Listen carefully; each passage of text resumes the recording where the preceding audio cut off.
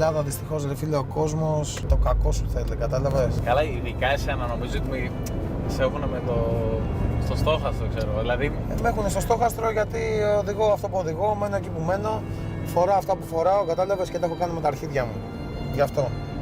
Άμα δεν είχα κάνει κάτι και ήμουνα ο Πέτρος ο Πέτρας και ήμουνα στη γειτονιά με ένα ποδήλατο, δεν θα έχει ασχοληθεί κανένας μαζί μου. Ναι. Κατάλαβες.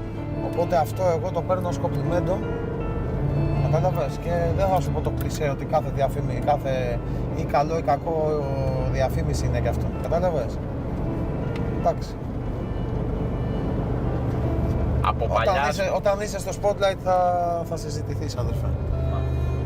Και δεν είναι όλα όσο εύκολα φαίνονται. Δηλαδή δεν είναι ο Sneak πάει εκεί, τραγουδάει, παίρνει τα λεφτά αυτά, παίρνει sponsors, δεν είναι έτσι, φίλε.